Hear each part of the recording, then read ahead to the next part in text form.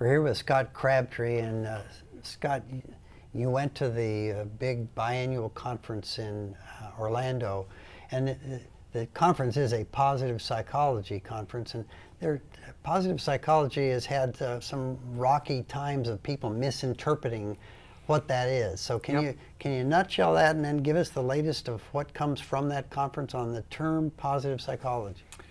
Yeah, well, perhaps surprisingly, people at the International Positive Psychology Association World Congress don't like the word positive all that much. They're not positive about it. It's a bit of a legacy. Okay. So, again, traditional psychology, which I'm a giant fan of and have benefited from tremendously, but traditional psychology is a deficit model, as you said earlier.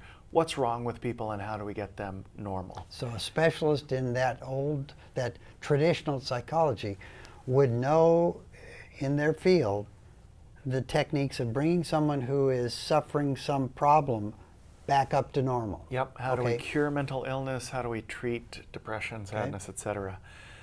Positive psychology started with the phrase and the name positive psychology because it was looking for what was right with people. So rather than here's the mean and how do we get this person from down here back up here, positive psychology looked at how'd this person get way up here on the graph? Okay. There are these average people, and then there are these people just flourishing. I'll have what they're having. Yeah, I'll have what they're having. So positive psychology got its name by focusing on the positive aspect of people's lives. The word positive may be overused by some, and certainly I think all of us have seen the yellow smiley face with black eyes and a smile a little too much. There it is, right there. And so, yeah, there can be a bit of backlash against that word positive. So a few things came out at the conference, really. One is something that's been going for a few years, but really positive psychology is more than the study of happiness now. It's the study of flourishing and well-being. What do you mean by flourishing? And then we'll get to well-being. Well, Martin Seligman, one of the founders of positive psychology, although he would like to call it something else now, in his book Flourish that came out a few years ago, he has the PERMA model. PERMA stands for positive emotions. P is for positive emotions.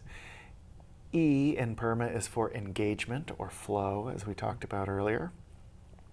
R is for relationships, so important as we talked about. Quality relationships bring a lot of well-being and happiness to us.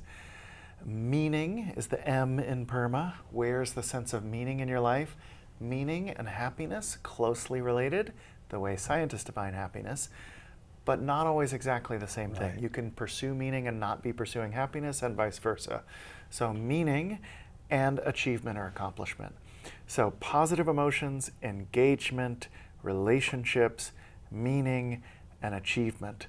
PERMA is Martin Seligman's model of flourishing or well-being. Now, I heard a quote at the conference several times that I really enjoyed, and I apologize, I don't know who to attribute this quote to, but the quote is, "All models are flawed, some models are useful." And that comes up for me around PERMA as well. When you try to boil all of flourishing and well-being down to 5 things that fit into an acronym, are you going to include everything? Probably not. It's probably going to be flawed. What about physical exercise and physical health? Where is that in here? Where is sleep in here? Yeah, where's sleep in here? We know how important that is. They're not in here.